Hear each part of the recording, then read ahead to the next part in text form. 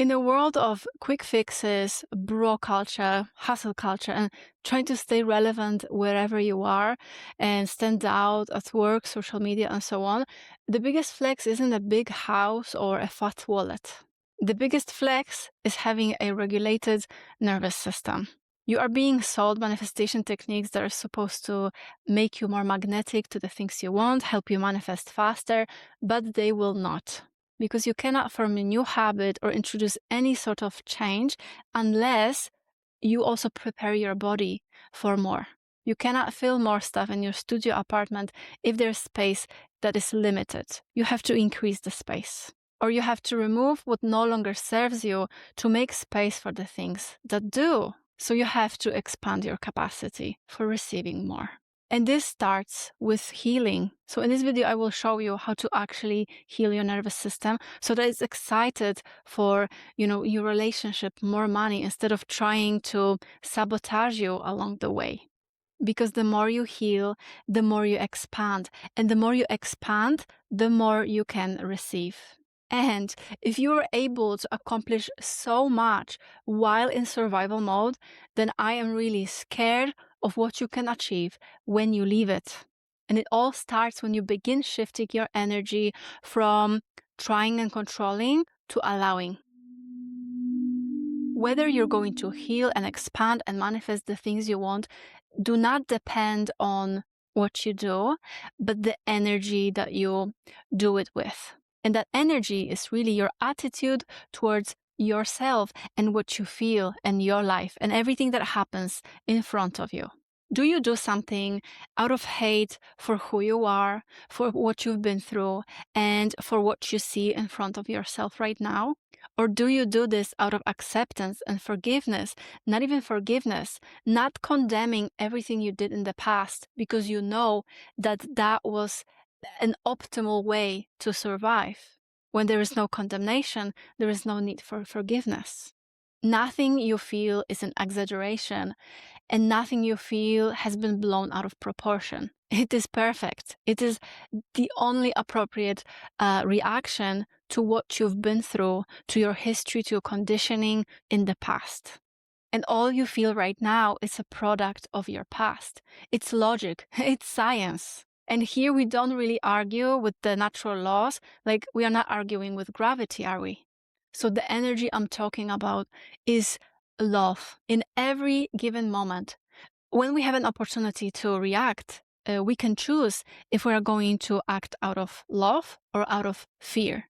Those are two different positions, and we always have a choice. The position of fear is an anxious one. It urges you to act something with a threat as a motivation. That if you don't do something, something bad will happen, or if you don't do something, you're going to miss out on something. It may be pushing you towards something that you don't really like to do, but feel like have to do, because otherwise you are going to be punished, or you're going to miss on an opportunity, or just not gonna get what you want. There is always a motivation at the end, some sort of promise. It always tells you to do something under threat or maybe fear of rejection. But love heals all. Love is not only the feeling that we have towards people and objects and pets. It is an energy we do certain things with. It's peace, it's joy, it's passion. Love is also when you allow yourself to feel even disturbing things and not trying to make them go away, but approaching this with this acceptance. You are surrendering to what you're feeling without making it mean anything about yourself, your worth, or your future. Acting from a position of love also doesn't have any attachment to what's going to happen if I follow. It's usually this kind of energy of, I'm going to do this because it feels like the right thing to do. It feels like it's going to make me feel more joy. It doesn't promise anything. It's like you're doing this for the plot. It's all for this enjoyment of the process. And it will feel light and expressive and trusting. There is no rush about what's going to happen next. It doesn't need a plan. It doesn't need strategy. It's just like, this is the next step. I feel like this is what I want to do. I don't know what's going to happen next. It doesn't need your strategy. It just needs your openness and your allowing.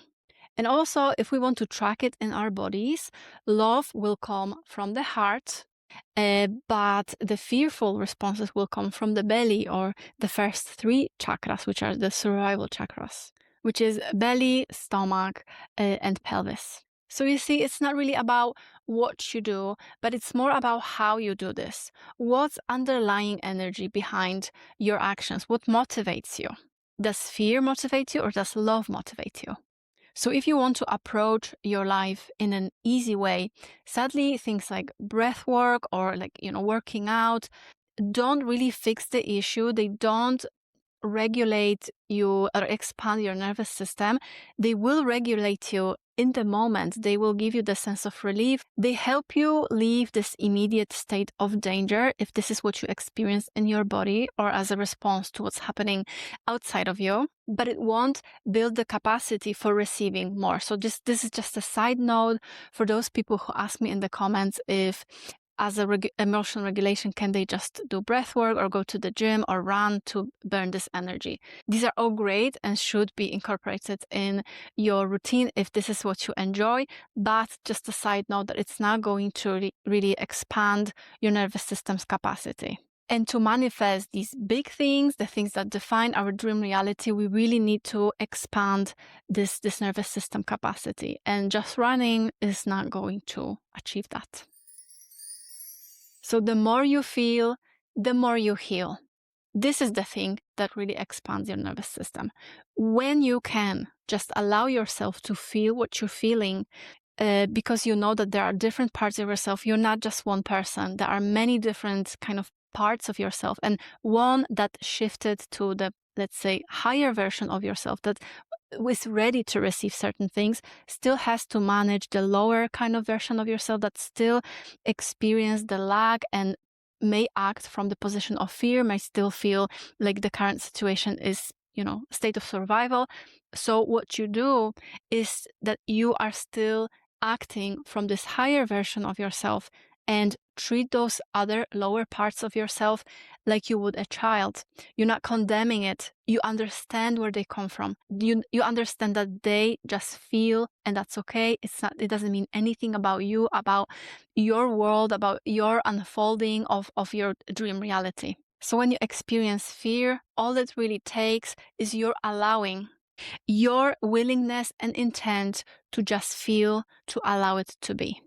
So next time you feel something that feels disturbing or uncomfortable, or something you thought you're done with by now, or if you're breaking a habit that you were working on for so long and you relapsed, don't try to flip it or fix it. Respond with unconditional kindness.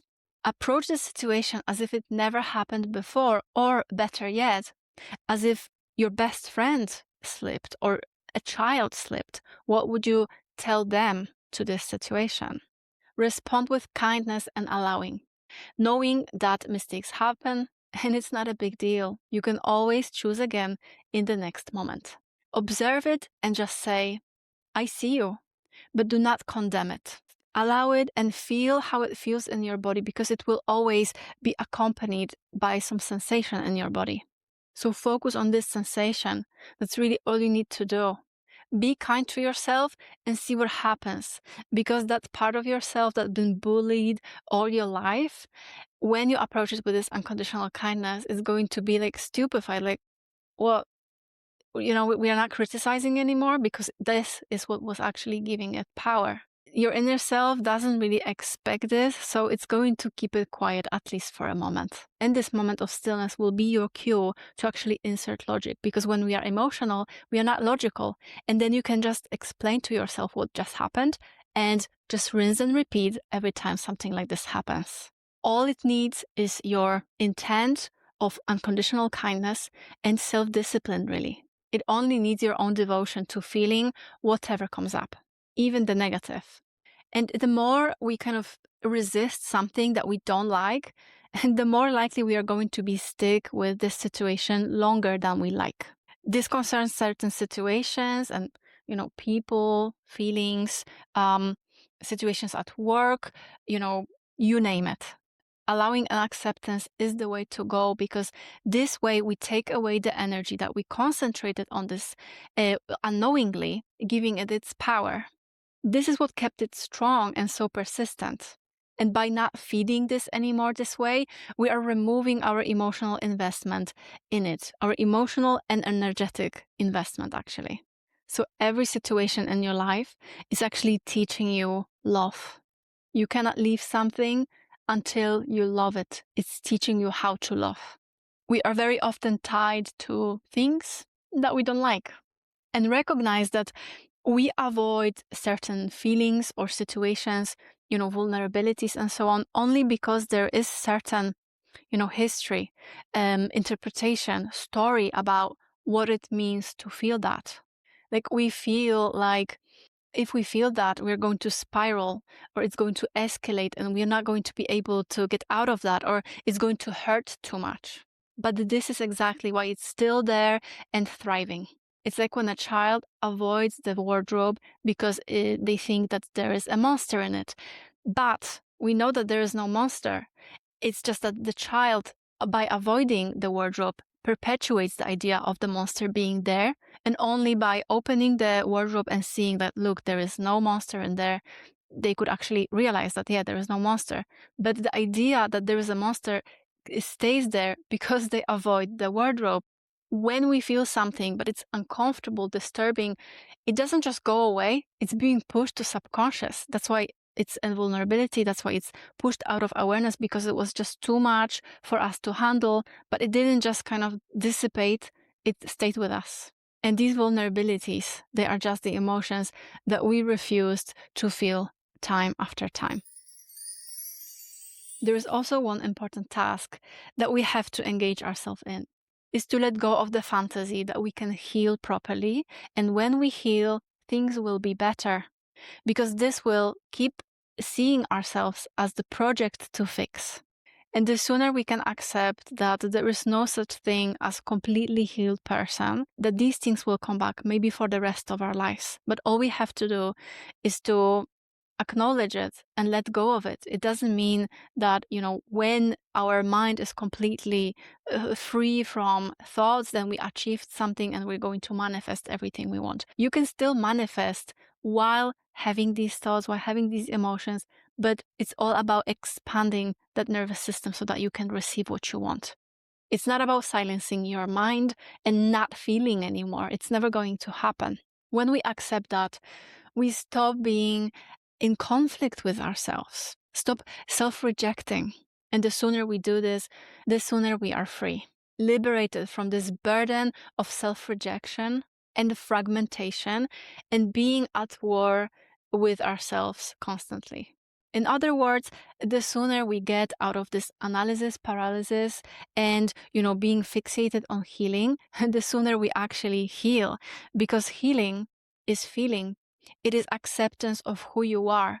It's increasing your awareness. That is what healing is to understand that certain reactions are from the past, but you are already a new version of yourself who can just acknowledge it and be okay with that.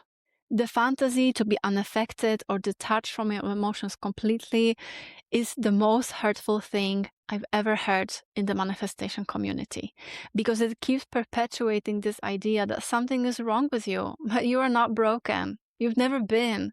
Everything you felt so far was perfection. You are perfection. Everything that happens for you is teaching you how to love. Love yourself, love life, how to surrender to what is here for you, to trust your life and to trust yourself.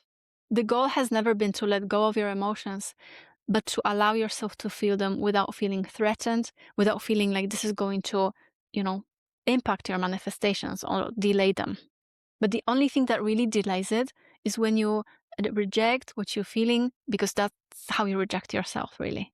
And none of this means anything about your worth as a person, about your future, about your identity, or your manifestations. Emotions are the experiences we are here for. Everything we want is because we feel like it's going to give us certain feeling, security, love, fulfillment, peace. And the sooner we commit to anything that we feel disturbing, negative, positive, super peaceful, the closer we get to really accepting everything about ourselves, to being open to the experience. And if we don't commit to the negative, we cannot really be open, because we cannot be open towards the good things but not the bad things. It's like you're either present with life or you're not present with life. The more you heal, the more you expand. And if the expansion or healing feels too complex, like you don't know where to start, I have a course. It's called Nervous System Expansion for Manifesting. It includes a lot of different methods, somatic and otherwise. The course gives you tools for safely letting go of emotions so that you can heal from the position of love. So definitely check it out in the description below. And you can watch this video next if you would like to learn why your nervous system will fight you to the death before you manifest what you want.